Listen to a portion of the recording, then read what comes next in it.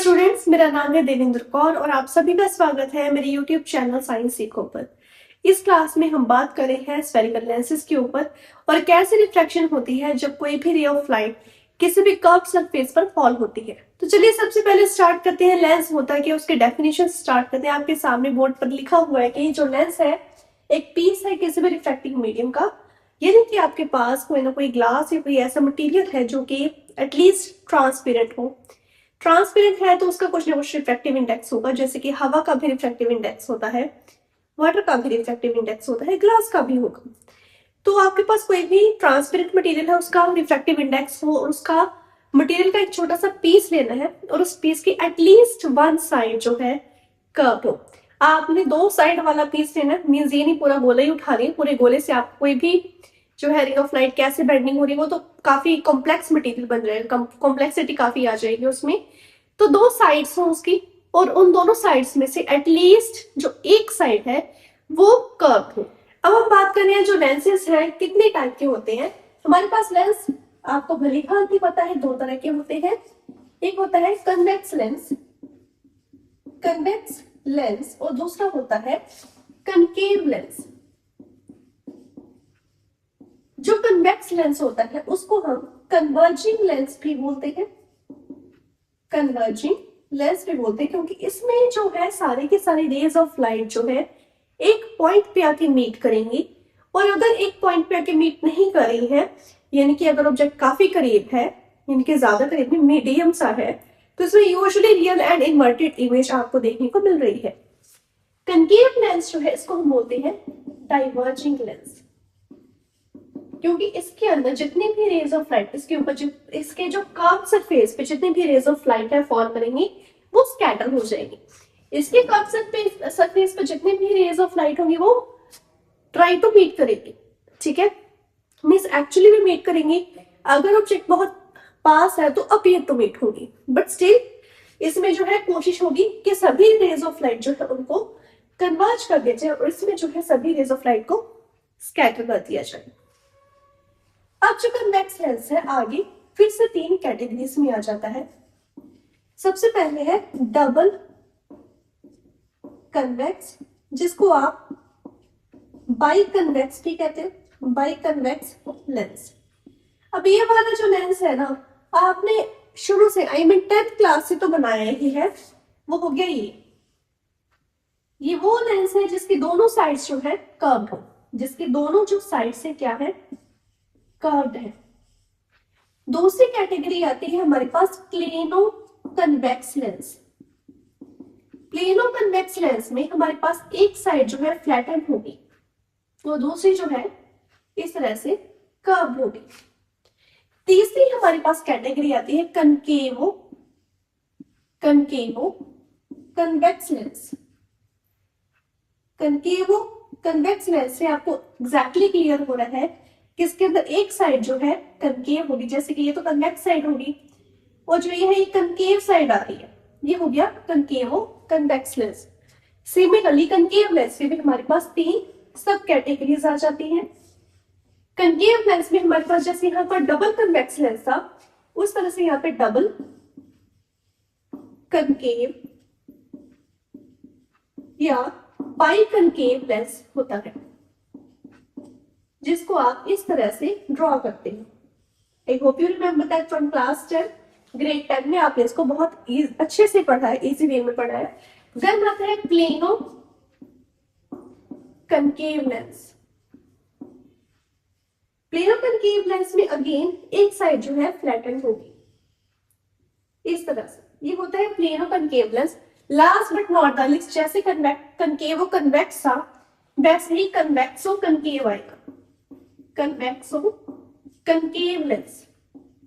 आपकी एक साइड जो है कनकेव लेंस की तरह थी और दूसरी साइड जो है इस तरह से कन्वेक्स लेंस की तरह आ रही है। ये आपके पास आ जाएगा कनकेवो कन्वेक्स लेंस। तो ये आपके पास सब कैटेगरीज आ रही है, ये सभी के अपने अपने यूजेस हैं। जैसे इसमें तो है स्कैटरिंग या रिफ्रैक्शन थोड़ी डिफरेंट हो जाएगी, इसमें थोड़ी डिफरेंट हो जाएगी, राइट। इस तरह से हमारे पास तीन तरह के लेंसेज आ गए। सो डियर स्टूडेंट्स, अब हम बात कर रहे हैं कि रे डायग्राम्स कैसे आ रही है कौन से लेंस की, कन्वेक्स लेंस की।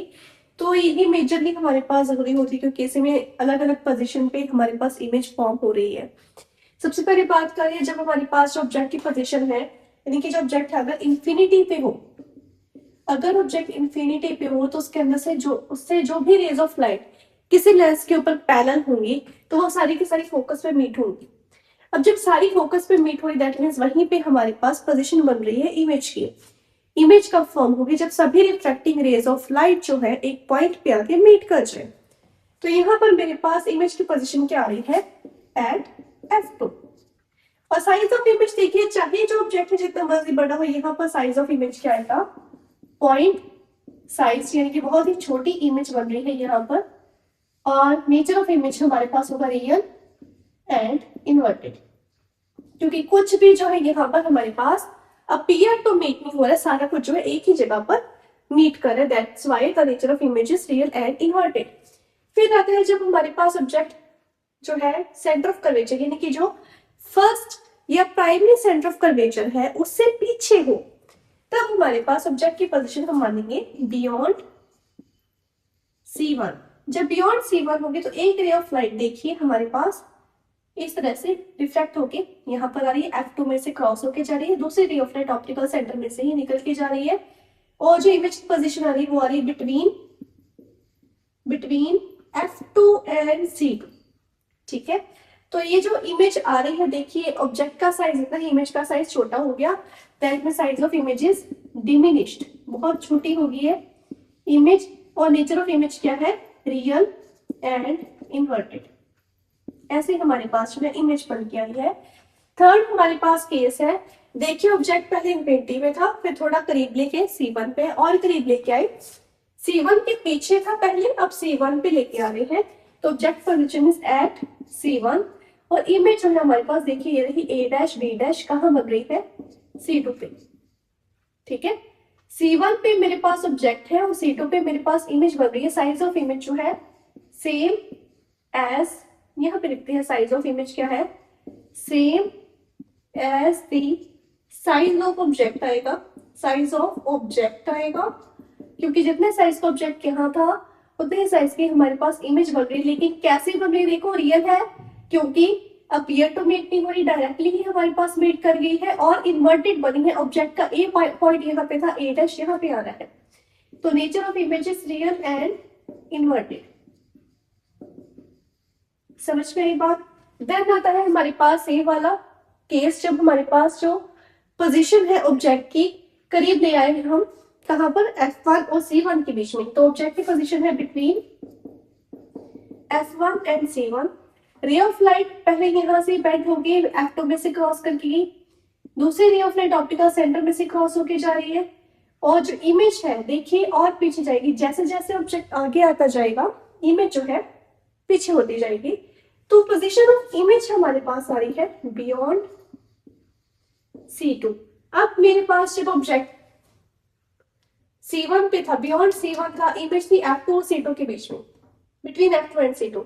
लेकिन जब मेरे पास ऑब्जेक्ट F1 और C1 के बीच में आया और जो पोजीशन है इमेज की वो बियॉन्ड C2 में, दैट मींस ये दोनों केस, सेकंड और फोर्थ केस ध्यान से देखिए, एक दूसरे के वाइस वर्सा काउंट हो रहे हैं।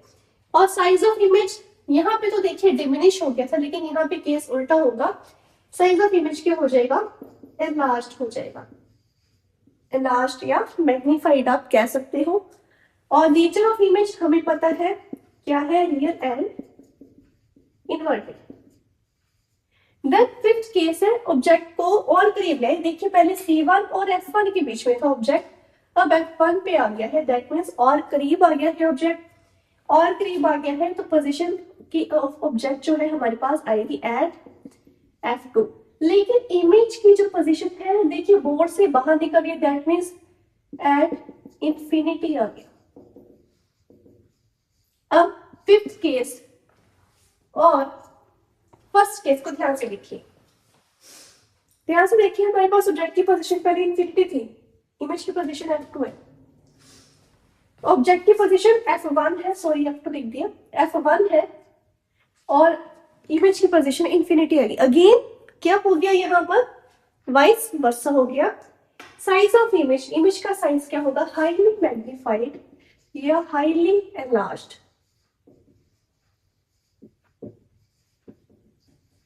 और नेचर ऑफ इमेज हमें पता है क्या है, रियल एंड इन्वर्टेड, वही चीज आ जाएगी। लास्ट केस अब हम करें इसका, लास्ट केस में देखिए ऑब्जेक्टिव पोजीशन है between F1 and P1। P1 क्या, ये वाला पॉइंट है बेटा P1। F1 और P1 के बीच में ऑब्जेक्ट रखा तो इमेज की पोजीशन क्या है, सेम साइड ऑफ ऑब्जेक्ट आएगी, सेम साइड ऑफ ऑब्जेक्ट आएगी, यानी कि यहाँ पर जो है इमेज जो है अपीयर टू मीट होके वर्चुअल इमेज बना रही है। Nature of image appear to meet हो रही है तो कैसे इमेज आ रही है, वर्चुअल। और जहां पर पोजीशन ऑफ ऑब्जेक्ट था वहीं पे पोजीशन ऑफ इमेज आ रही है, मींस हेड ऑफ ऑब्जेक्ट था वहीं पे हेड ऑफ इमेज आ रही है। ऐसे आनी थी, वैसे ही लाइंस गलत लगी हुई है, इस तरह से आनी थी इमेज। ठीक है, इसको करेक्ट कर देते हैं। ये है हमारे पास A डैश B डैश, ठीक है, इस तरह से आएगी। इसको आप थोड़ा डैश कर लो, क्लियर। तो size of image virtual, sorry nature of image virtual है और कैसे आई है, इरेक्ट आई है। और इससे तो देखो इमेज जो है मैग्नीफाइड ही है, ऑब्जेक्ट से तो मैग्नीफाइड इमेज ही आई है। तो ये हमारे पास रे डायग्राम होगी कन्वेक्स लेंस की।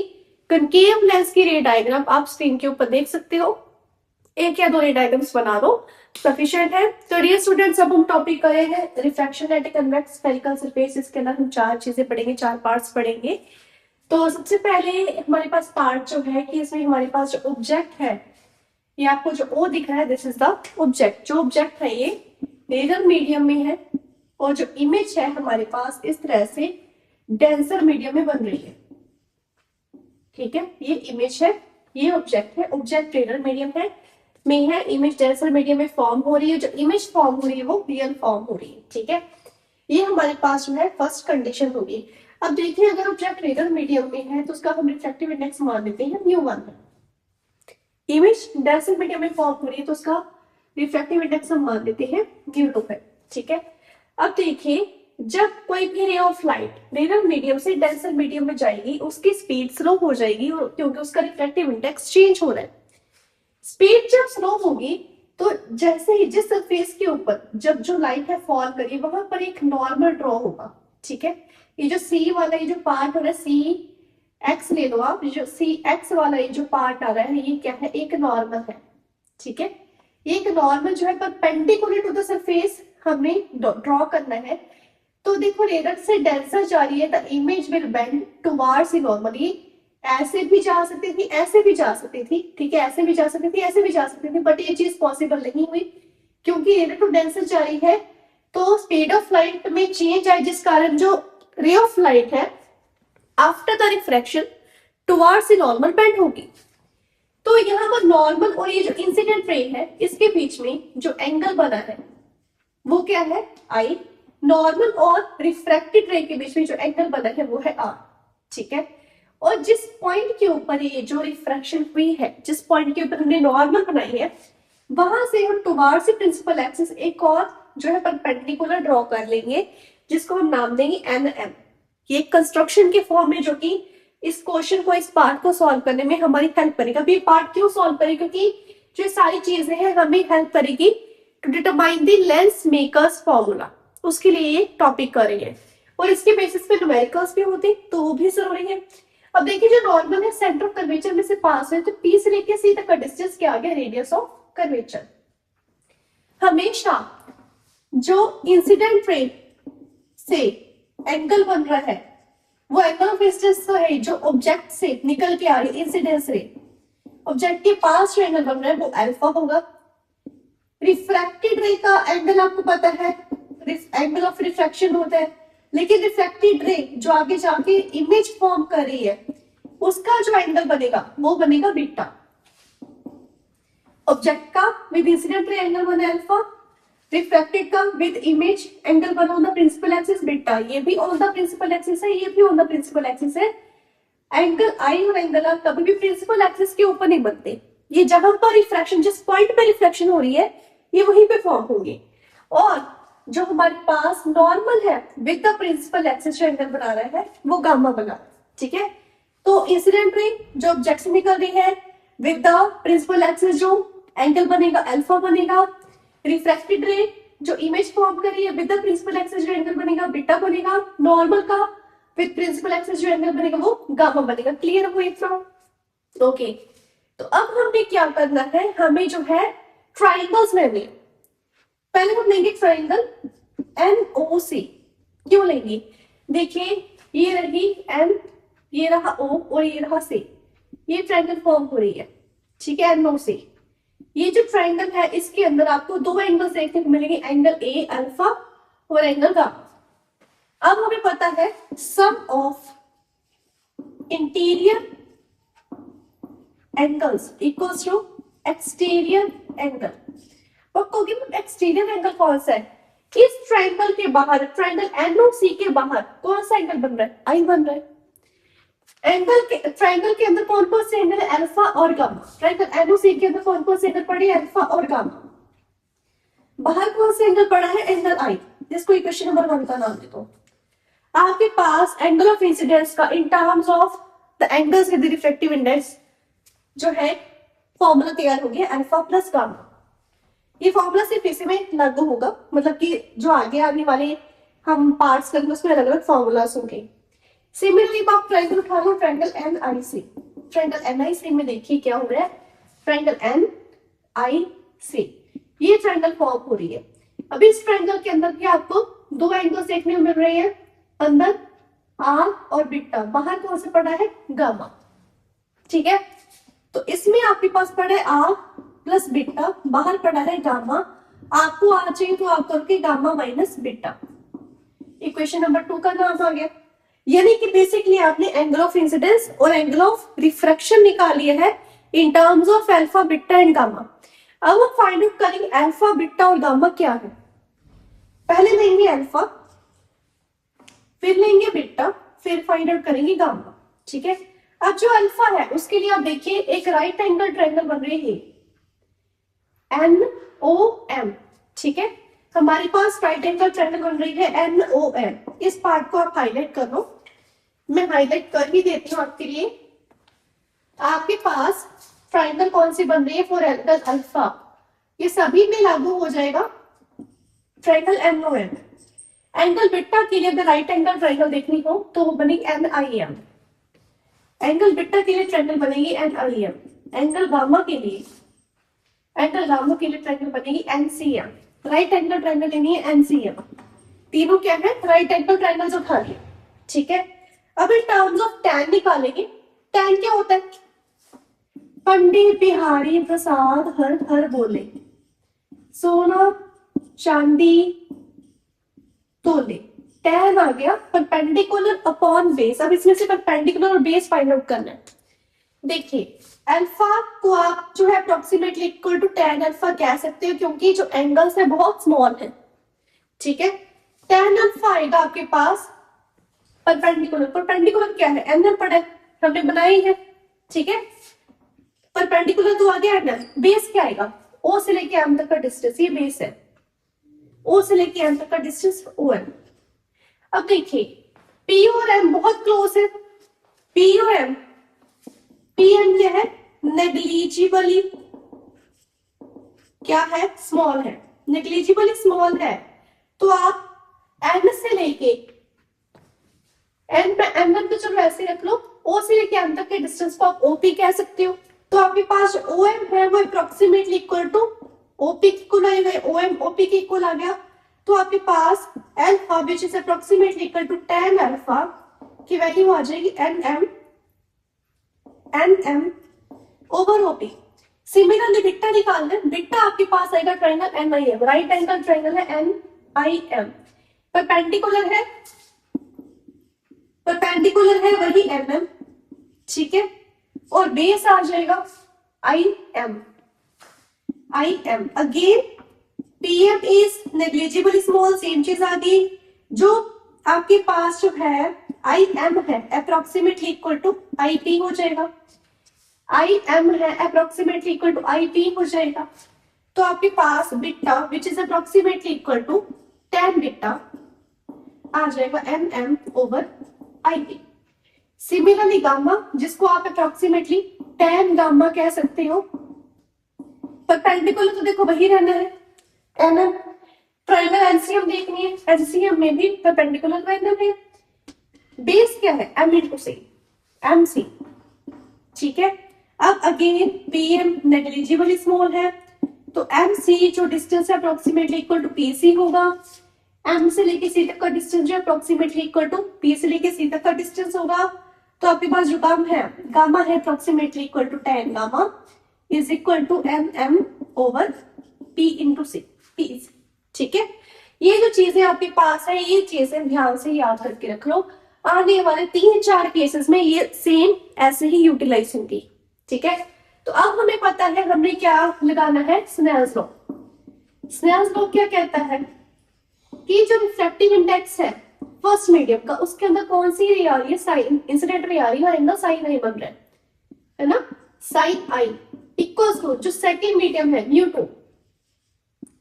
टू इनटू उसके अंदर एंगल ऑफ रिफ्रैक्शन बन रहा है साइन आर आई, क्लियर। अब जो है साइन आई जो है अप्रोक्सीमेटली इक्वल टू आई हो जाएगा, साइन आर जो है अप्रोक्सीमेटली इक्वल टू आर हो जाएगा। क्यों होगा भाई, एंगल्स बहुत छोटे हैं, बहुत स्मॉल एंगल्स है, क्योंकि पॉइंट साइज, तो आप ऑब्जेक्ट ले रहे हो, पॉइंट साइज आपके पास इमेज आ रही है, तो एंगल्स बहुत छोटे हैं, एंगल्स बहुत छोटे हैं, तो आप इसको mu one into I equals to mu two into R लोगे। नाउ फ्रॉम इक्वेशन 1 and 2 हमें पता है जो आई है अल्फा प्लस गामा के इक्वल है, आई की जगह पे अल्फा प्लस गामा फिल करोगे, आर की जगह पे गामा माइनस बीटा फिल करोगे, तो आपके पास आएगा mu one into alpha plus gamma equals to mu two into gamma minus beta, ठीक है। म्यू वन अल्फा की value tan alpha is approximately equal to alpha which is equal to nm over OP, nm over OP plus gamma. Gamma is approximately equal to tan gamma. Tan gamma is equal to nm over Tc. nm over Tc equals to mu 2 into nm over Tc. Gamma तो वही आ गया. Minus beta. Beta is approximately equal to tan beta. Tan beta किसके इक्वल है? nm over Ip. समझ में आई? nm common निकालो. Mu one into N M 1 over OP plus 1 over PC equals to mu two into N M 1 over PC minus 1 over IP. N M से N M cancel. अब देखिए ओ से लेके P तक का डिस्टेंस क्या है? माइनस यू है. ऑब्जेक्ट का डिस्टेंस ओ से पी और नेगेटिव में है क्योंकि लेफ्ट हैंड साइड पे पड़ा है. पी से लेके सी तक का डिस्टेंस हमें अभी क्या है? आर है. पॉजिटिव है क्योंकि राइट हैंड साइड ले रहे हैं. और आई से लेके पी तक का डिस्टेंस क्या है? वी है. पॉजिटिव का लेंगे क्योंकि राइट हैंड साइड ले रहे हैं. तो इसको वैल्यू को फिल करो. वैल्यू फिल करोगे तो mu one into 1 upon minus U plus 1 upon R equals to mu two PC की जगह पे हो जाएगा 1 अपॉन आर माइनस आईपी आगे 1 अपॉन बी. ठीक है. आर वाली टर्म्स एक साइड कर लो, यूवी वाली टर्म्स एक साइड कर लो. तो पहले हम minus mu one over U plus mu one over R, इसको पहले ओपन करो. Mu two over R minus mu two over B. ये भी इधर आ जाएगा. ये जो है आर वाले टर्म इधर चढ़ जाएगी. तो mu two over B minus mu one over U equals to mu two over R minus mu one over R. ये इधर गया और ये इधर आ गया. ठीक है. तो mu two over B minus mu one over U equals to mu two minus mu one over R. ये जो एक्सप्रेशन आया है आपके पास किसके लिए आया है? जब आपके पास जो ऑब्जेक्ट है वो कहां पर हो? रियल मीडियम में हो और वो क्या बना रहा हो? एक रियल इमेज बना रहा हो. जब यहाँ पर इमेज फॉर्म वर्चुअल होगी तो एक्सप्रेशन में थोड़ा सा चेंज आएगा जो कि हम अभी सॉल्व करेंगे. हाँ जी. तो अब हम कर रहे हैं रिफ्रैक्शन. हाँ जी. तो अब हम करें refraction at a convex surface जिसमें जो ऑब्जेक्ट है रियल मीडियम में लाई कर रहा है और जो इमेज है वर्चुअल फॉर्म हो रही है. सारा का सारा सेम था, बस थोड़े बहुत साइंस के चेंजेस है वो मैंने यहाँ पे कर दिए हैं.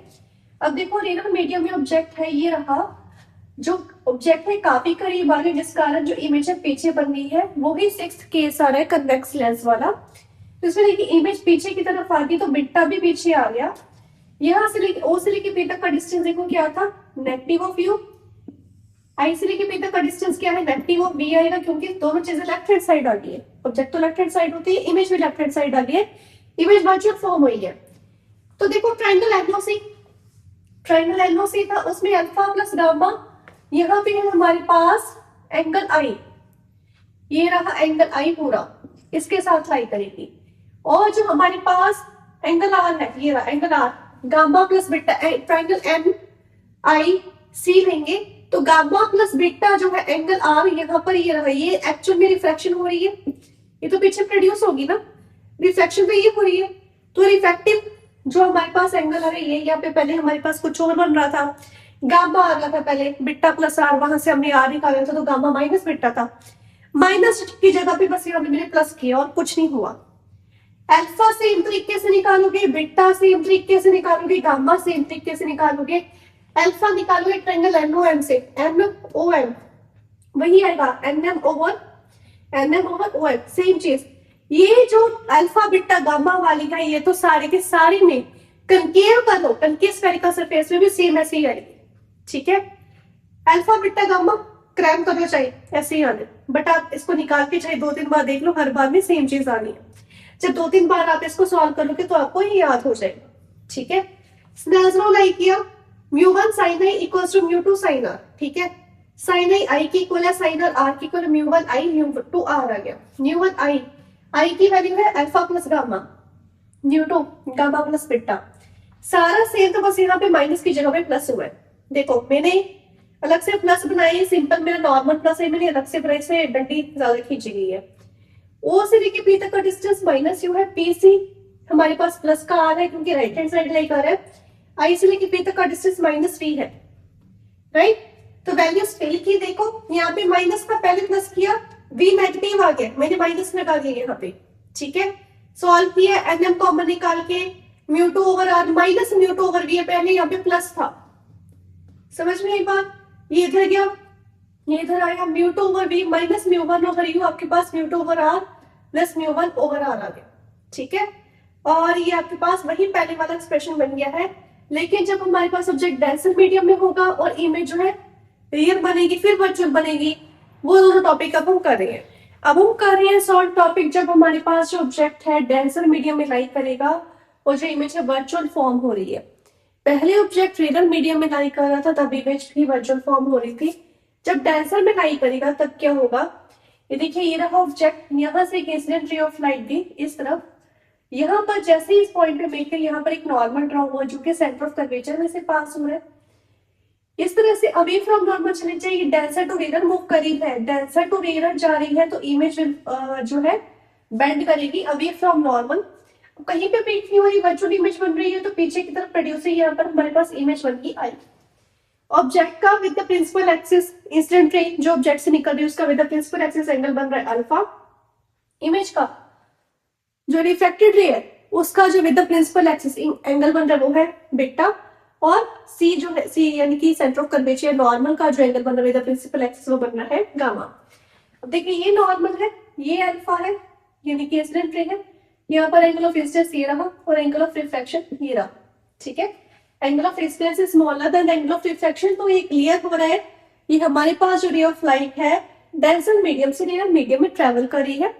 डेंसर मीडियम का रिफ्रैक्टिव इंडेक्स हमने म्यू2 लिया है और रेयर मीडियम का हमने म्यू1 लिया है एज ऑलवेज, यानी कि अब जो रे ऑफ लाइट है म्यू2 वाले मीडियम से म्यू1 में ट्रेवल करे, दैट मींस पहले जो रे ऑफ लाइट है उसकी स्पीड स्लो थी, लेकिन जैसे ही रिफ्रैक्टिव इंडेक्स थोड़ा कम हो उसकी स्पीड फास्ट होगी, जिस कारण वो जो है अवे फ्रॉम नॉर्मल बेंड हो गई है, क्लियर।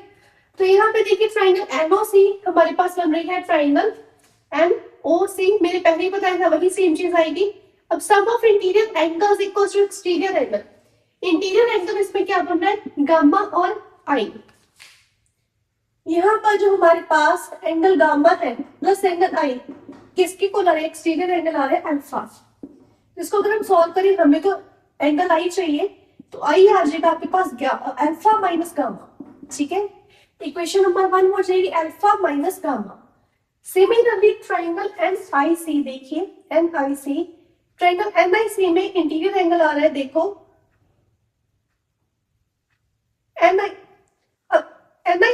देखिए ये जो है हमारे पास ये वाला पार्ट और ये वाला पार्ट वर्टिकली ऑपोजिट एंगल्स बन रहे, तो ये बन गया आर। ठीक है, बड़ी वाला एंगल बन रहा है आर, तो ट्रायंगल एनआईसी में इंटीरियर एंगल आ रहा है angle R plus angle alpha. Angle R plus angle alpha हमारे पास एक्सटीरियर एंगल बीटा के इक्वल आ रहा है, एक्सटीरियर एंगल बीटा के इक्वल आ रहा है, राइट? नहीं, अब ट्रायंगल एनआईसी में देखिए, अगर ये वाला आर है तो ये वाला भी एंगल आर हो गया, वर्टिकली ऑपोजिट एंगल्स बन रहे हैं। तो इसमें जो angle gamma plus angle R जो है हमारे पास एक्सटीरियर एंगल बीटा के इक्वल आ रहा है। तो angle gamma plus angle R हमारे पास एक्सटीरियर एंगल बीटा के इक्वल आ रहा है। That means R equals to beta minus gamma. ये इक्वेशन नंबर 2 हो जाएगी। You know very well कि triangle NOM, triangle NIM, triangle NCM जो तीनों राइट एंगल ट्रायंगल्स है, उसमें से आप अल्फा, बीटा और गामा की वैल्यू निकाल लोगे। अब स्नेल्स लॉ लगाओगे। जब रेयरर से डेंसर मीडियम जा रहा था, हमारे पास जो स्नेल्स लॉ था वो μ1 sin A μ2 sin R लग रहा था। ठीक है, बट अब डेंसर मीडियम से रेयरर मीडियम में जा रही है, यानी कि यहाँ पर आएगा μ2 sin A μ1 sin R, क्योंकि रिफ्रैक्शन जो है इसमें हो रही है μ1 वाले मीडियम में, ऑब्जेक्ट μ2 में पड़ा है। ठीक है, यहाँ पे μ2 हो जाएगा और यहाँ पर μ1 हो जाएगा। हमें पता है एंगल्स बहुत स्मॉल है, तो जो हमारे पास साइन आई है वो अप्रोक्सीमेटली इक्वल टू आई हो जाएगा, साइन आर है वो अप्रोक्सीमेटली इक्वल टू आर हो जाएगा। अब जो μ1 है, आई की वैल्यू क्या आई है देखो, अल्फा माइनस गामा, यहाँ पे μ2 होगा, इसको पहले क्लियर करके रख देते हैं, ये μ2 होगा और ये μ1 होगा इस तरफ। ठीक है, अब देखिए हमारे पास I की वैल्यू है अल्फा माइनस गामा, R की वैल्यू आ गई है beta minus gamma, beta minus gamma. Alpha, alpha हमारे पास है NM over OP, NM over OP minus gamma है NM over PC। μ1 into beta, beta है NM over IP, NM over IP minus NM क्योंकि gamma ही आ गया है ओवर PC हो जाएगा। ठीक है, अब NM आप कॉमन निकाल लोगे तो यहाँ पर आएगा 1 over OP minus 1 over PC equals to 1 over IP minus 1 over PC। ठीक है, NM से NM कैंसिल हो गया, O से लेके P तक का डिस्टेंस लेफ्ट हैंड साइड आ रहा है, नेगेटिव ऑफ U। P से लेके C तक का डिस्टेंस लेफ्ट हैंड साइड आ रहा है, नेगेटिव ऑफ R। I से लेके P तक का डिस्टेंस लेफ्ट हैंड साइड आ रहा है, नेगेटिव ऑफ P। तीनों चीजों की वैल्यूज नेगेटिव है। इसको सॉल्व करोगे तो μ2 into 1 over OP that means 1 over minus U minus minus तो है 1 ओवर PC, PC है 1 over minus R equals to μ1 into IP है negative of V 1 over negative of V minus 1 over again PC आएगा that means negative of R minus R हो गया। समझ में आई बात? तो आपके पास μ2 आ जाएगा, इसको ओपन कर देते हैं, साथ में नेगेटिव्स जो है उनको भी कंबाइन कर देंगे। Negative of μ2 over U minus minus plus μ2 over R, negative of μ1 over B minus minus plus μ1 over R। R वाली टर्म्स एक साइड करनी है, UB वाली टर्म्स एक साइड करनी है, B इस तरफ आएगा μ1 over B equals μ1 over B minus μ2 over U equals to μ1 minus μ2 over R। आप इसको डायरेक्ट इसको इधर कर दोगे, एलसीएम लोगे और ये एक्सप्रेशन आएगा। बस फर्क क्या है, पहले वाले में μ2 माइनस μ1 चल रहा था और जो μ1 है उसके नीचे U था और μ2 जो उसके नीचे V था। बस इसमें थोड़ा इफेक्टिव इंडेक्स का चेंज होने की वजह से μ1 और μ2 के अंदर जो है डिफरेंस आ गया है। अब हम करेंगे जब हमारे पास ऑब्जेक्ट डेंसर मीडियम में है और जो इमेज है वो रियल फॉर्म हो रही है। अब हमारे पास जो ऑब्जेक्ट है वो डेंसर मीडियम में है और जो इमेज है रियल फॉर्म हो रही है। ये रहा ऑब्जेक्ट, यहाँ ऑब्जेक्ट के साथ जहां पर पॉइंट ऑफ मीटिंग आया, सेपरेशन आया from the denser to real, वहां पर एक नॉर्मल ड्रॉ हुई है जो कि सी से पास हो रही है। तो इंसिडेंट रे और नॉर्मल के बीच में एंगल बन गया आई। अब सिंस डेंसर टू रियल जा रही है, it will bend away from normal, तो ये रहा angle of refraction with the normal and reflected ray और ये इसके पास इमेज बन गई। क्लियर? अब हम क्या करेंगे, ट्रायंगल एनओ में से एनओसी से आई की वैल्यू निकालेंगे। तो ट्रायंगल एनओसी, अब यहाँ पे देखिए आई प्लस अल्फा इंटीरियर एंगल बन रही है, गामा एक्सटीरियर बन रहा है। ठीक है, इसको थोड़ा सॉल्व करते हैं दोबारा। हमारे पास ट्रायंगल एनओसी में alpha plus I, alpha plus I equals to gamma, तो आई की वैल्यू हमारे पास आ रही है gamma minus alpha. Similarly triangle NIC, triangle NIC में से गामा और बीटा जो इंटीरियर एंगल बन रहे हैं, आर जो एक्सटीरियर एंगल है, गामा और बीटा इंटीरियर एंगल बन रहे हैं, आर एक्सटीरियर एंगल है, तो आर क्या आ जाएगा, सिंपली पढ़ा है गामा प्लस बीटा, कुछ भी इसमें सवाल करने की जरूरत नहीं है। ठीक है, अगेन सारा वैसे के वैसे सॉल्व किया, mu two sine I, mu one sine R, सारा का सारा सेम चलेगा। ठीक है, साइन आई के इक्वल साइन आर के ऊपर mu two I equal to mu one R, I की जगह पे आ जाएगा यहाँ पर gamma minus alpha, gamma minus alpha, यहाँ पर बीटा प्लस गामा हो जाएगा। गामा माइनस अल्फा यानी कि यहाँ पर N M over P C होगा minus N M over OP हो जाएगा। ठीक है, बस इतना फर्क पड़ेगा, यहाँ पर पी सी हो रहा है, यहाँ पे ओपी हो रहा है, और कुछ चीज नहीं, यहाँ पे प्लस हो जाएगा। राइट, अब ओ से लेके पी तक का डिस्टेंस नेगेटिव है, पी से लेके सी तक का डिस्टेंस भी नेगेटिव है, लेकिन आई से लेके पी, आई टू पी, ये रहा पी, ये तो देखो पॉजिटिव है, यहाँ पर पॉजिटिव ऑफ पी आ जाएगा। ठीक है, तो म्यू टू ओवर यहाँ पर आएगा minus R minus minus U, ये positive of P minus R आ गया। क्लियर, नेगेटिव ऑफ आर आ रहा है, हाँ नेगेटिव ऑफ आर है क्योंकि सेंटर ऑफ कर्वेचर यहाँ पे पड़ा है, तो यहाँ पे ये प्लस का हो जाएगा, ये माइनस का हो जाएगा, माइनस माइनस प्लस हो गया। क्लियर, वही चीज चल रही है, यहाँ पे प्लस का हो जाएगा, ये पड़ा है माइनस माइनस प्लस। ठीक है, तो v वाली टर्म इधर गई, इसको थोड़ा दोबारा करते हैं, वाले पार्ट को आगे कंटिन्यू करते हैं। हमारे पास ये हो जाएगा negative of mu one over V plus mu two over U equals to mu one over R plus mu two over R. यही चीज हो रही है यहाँ पर, एक मिनट, यहाँ पे प्लस था ना, यहाँ पे प्लस आएगा और यहाँ पे नेगेटिव हो जाएगा, तो negative of mu one over R plus mu two over R. इसमें क्या करोगे, दोनों साइड नेगेटिव कॉमन करो, जब नेगेटिव कॉमन किया तो नेगेटिव ऑफ आ जाएगा, नेगेटिव कॉमन करके बाहर निकाल लिया, आपके पास आएगा, ये तो पॉजिटिव हो गया, mu one over V positive हो गया, प्लस का माइनस हो जाएगा, mu two over U equals to mu one over R positive हो गया, minus mu two over R हो जाएगा, ये इसमें से नेगेटिव बाहर निकाल दिया, नेगेटिव नेगेटिव कैंसिल, तो mu one over V minus mu two over U equals to mu one minus mu two over R. जैसे पहले वाला रिजल्ट आया था एग्जैक्टली वैसे वाला जो है हमारे पास रिजल्ट आ चुका है। तो जो हमारे पास कन्वेक्स स्फेरिकल सरफेस, उसके 4 केसेस हमने कर लिए हैं। ठीक है, मैंने यहाँ पे नंबरिंग भी चेंज कर दी, मेरा अभी ध्यान पड़ा, तो 4 केसेस हो गए। अब कनकेव के केसेस आई होप आप खुद कर लोगे। If you want comment it down, मैं आपके लिए वीडियो भी अपलोड कर दूंगी। Thank you for watching.